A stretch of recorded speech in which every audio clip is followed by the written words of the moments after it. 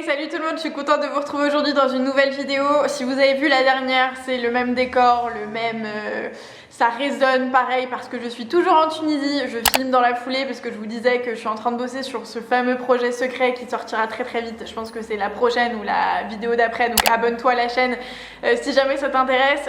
Il va se passer plein de trucs. Qu'on se le dise, des trucs qui vont changer totalement ma life, mais c'est pas le sujet. Sur Instagram, je vous ai demandé si ça vous intéresserait de voir plus de vidéos en mode random talk, girl talk, genre on se parle de sujets de filles mais en fait qui concernent quand même pas mal de monde. Truc, tu vois, t'as pas forcément l'habitude d'en parler. Moi, vous savez que j'adore aborder des sujets qui soient tabous ou pas, juste des sujets qui amènent à la discussion, genre je kiffe ça vraiment de ouf. Et sur Instagram, vous m'avez dit oui, on veut voir plus de vidéos comme ça, et parmi les vidéos que vous vouliez voir, vous m'avez parlé d'une vidéo qui porterait sur comment quitter son mec ou sa meuf.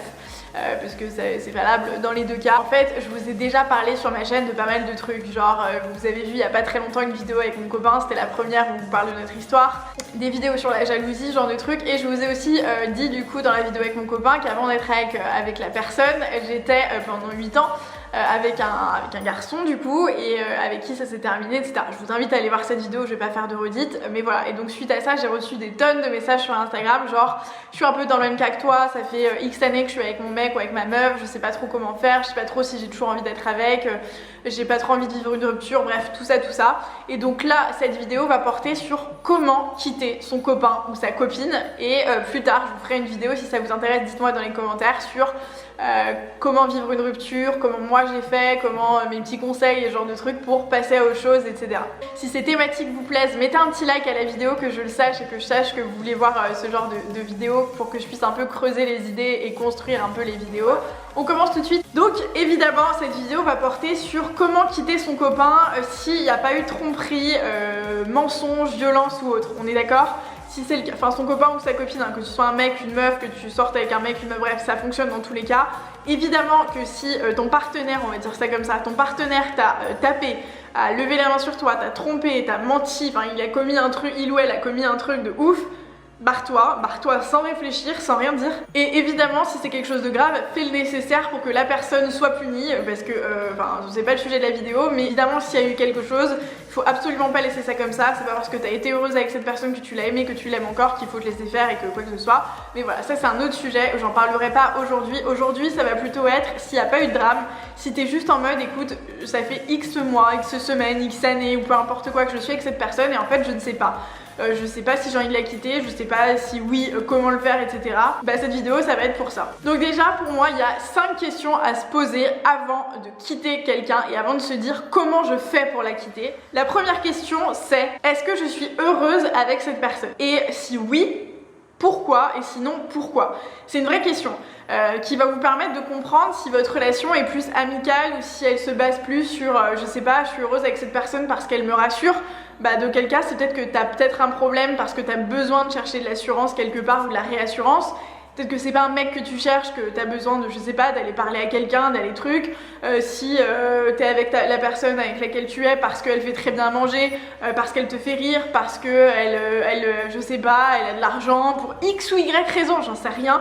Vous arriverez toujours à tirer des conclusions de votre réponse. Si tu te dis je suis heureuse avec lui parce qu'il me rend heureuse à tous les niveaux, je souris quand je suis avec, je machin, je truc, bon là il y a un petit problème, c'est peut-être parce que t'es bien avec cette personne finalement, mais essaye déjà de commencer à comprendre ce qui va dans votre relation et ce que toi tu as l'impression d'aimer dans cette relation. A l'inverse, demande-toi ce qui te rend malheureuse. Ok, il y a forcément, rien n'est tout blanc ou tout noir, voilà, il faut se nuancer. Donc je sais ce qui me rend heureuse chez cette personne ou dans notre relation. Maintenant, qu'est-ce qui me rend malheureuse? Aujourd'hui, quels sont les points noirs finalement? Genre, est-ce que en fait il ou elle est un peu trop jaloux, il ou elle est un peu trop violent, il ou elle me ment, il ou elle fait ci, fait ça que j'aime pas, que je supporte pas, il ou elle n'est pas assez ci, n'est pas assez ça, bref. Plein de choses, et ça va te permettre encore une fois aussi de te rendre compte de si par exemple il est trop, je sais pas, il mange trop au McDo. Bah, je donne des exemples un peu stupides mais volontairement, il mange trop au McDo. Bah ça c'est des trucs que tu peux changer, tu vois, tu peux dire vas-y fais un effort machin. Si c'est des trucs qui te rendent malheureuse mais qui concernent son comportement, la personne, donc sa personne à ton partenaire, si voilà il ou elle est trop jalouse, possessive machin, bah, c'est des trucs que tu changeras pas en fait. Et donc à partir de là, fais-toi des raisons, fais-toi une espèce de raisonnement assez logique en te disant bah en fait ça c'est des trucs que je pourrais jamais changer donc j'essaye même pas et je sais que ça c'est un point noir qui restera un point noir toute ma vie.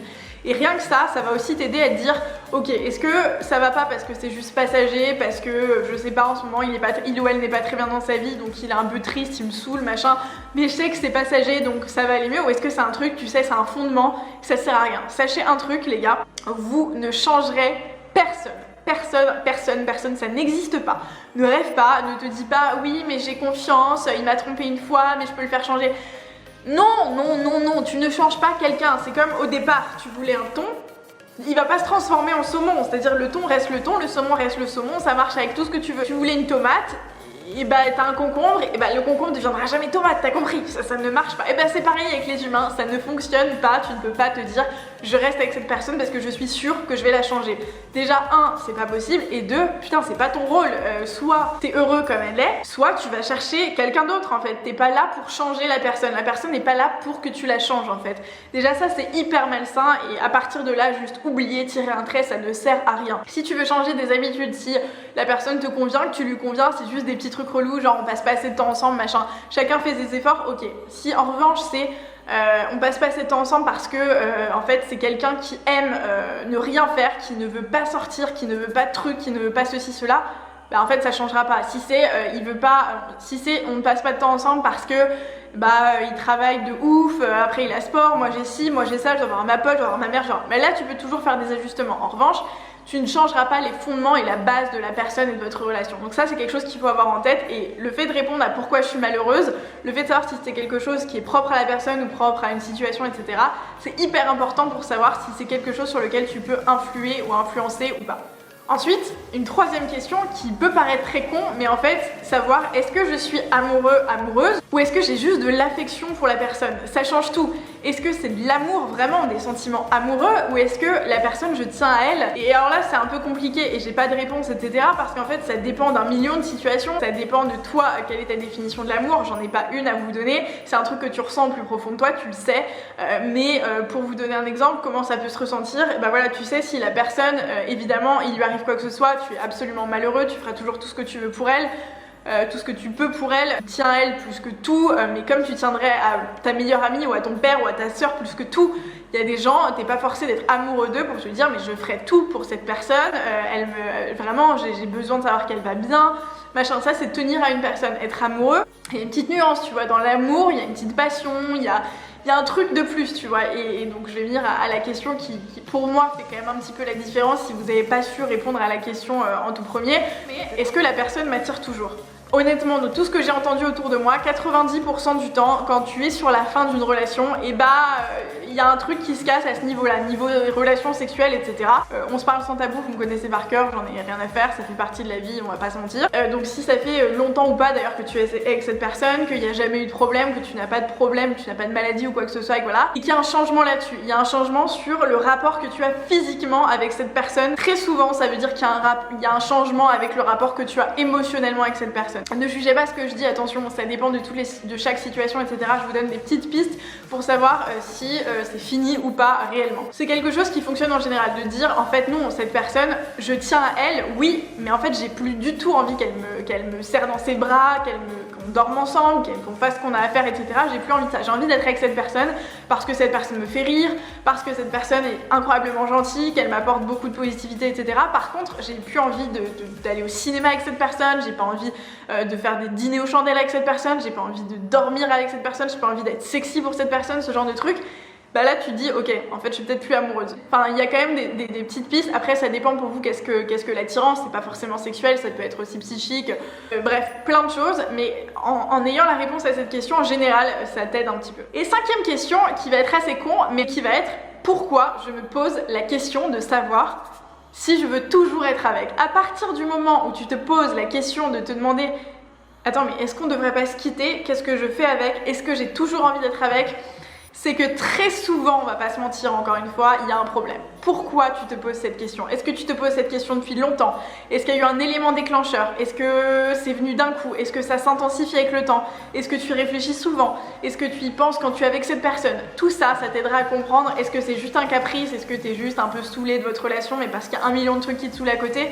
Ou est-ce que ça fait vraiment un petit moment que tu penses à ça, que quand t'es avec cette personne tu penses à ça, que tu y penses vraiment, que tu réfléchis, que tu te poses la question, bon bah c'est qu'il y a un vrai problème. Et tu arrives à la conclusion pour X ou Y raison que c'est terminé. C'est terminé, tu n'as plus envie d'être avec cette personne et tu en es convaincu. Si tu arrives à cette conclusion, déjà bravo parce que c'est très compliqué. Il y a des gens pour qui c'est limpide et clair et ça va très vite, d'autres pour lesquels c'est beaucoup plus compliqué. Moi je fais partie de ces gens-là et très souvent en plus j'ai l'impression que c'est de plus en plus dur. Plus tu restes longtemps avec une personne, plus c'est compliqué. Sur les relations longues, très souvent vers la fin t'as plein de gens qui te disent mais moi je reste avec cette personne par habitude, mais parce que je tiens profondément à elle et tout, et je me pose pas ces questions là et je sais pas si je suis avec parce que je suis amoureuse ou tout ça, mais je reste avec parce que ça fait tellement longtemps que je suis avec que je ne pourrais pas être sans. Bah en fait si, tu pourrais. Il faut juste avoir le courage de le faire. Il n'y a pas de bonne ou de mauvaise façon de rompre avec quelqu'un. Très honnêtement là je vais pas te dire voilà 2 techniques, ça va passer archi bien et tout va très bien se passer. Non, c'est faux, il n'y a absolument aucune bonne ou mauvaise façon de rompre avec quelqu'un. Ça dépend de plein de choses, ça dépend de votre relation, ça dépend de vos caractères à tous les deux, ça dépend d'un million de choses. Donc voilà, il n'y a pas de bonne ou de mauvaise façon. Dans tous les cas, ça demande du courage.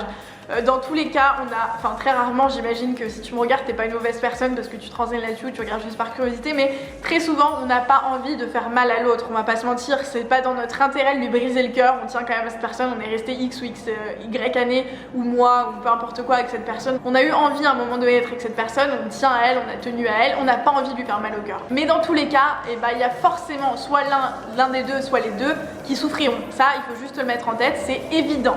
Tu ne passeras pas à côté, donc accepte-le. Le plus important, c'est de penser à toi. C'est un truc qui est primordial, qui est très compliqué, mais si tu as eu tout ce raisonnement, c'est que tu as commencé à penser à toi. Tu as commencé à essayer de t'écouter, à essayer de comprendre ce qui se passait. Est-ce que je suis heureuse? Est-ce que je suis malheureuse? Pourquoi? Comment? Qu'est-ce que j'ai envie? Qu'est-ce que j'ai envie de faire avec cette personne ou pas? Qu'est-ce que j'ai envie de faire sans cette personne? Bref. Tout ça, c'est que tu as commencé à penser à toi. Et la conclusion de ça, c'est je vais quitter cette personne parce que je pense à moi et que je ne suis plus heureuse dans cette relation. Et ça, c'est très très bien de penser à soi. C'est extrêmement courageux et ça demande beaucoup de courage. On le dit trop peu. Très souvent, on blâme la personne qui quitte l'autre. Oui, évidemment, si c'est mal fait, si c'est un texto en mode allez, ciao, tu m'as saoulé, oui, c'est nul. En l'occurrence, c'est pas tout le temps le cas.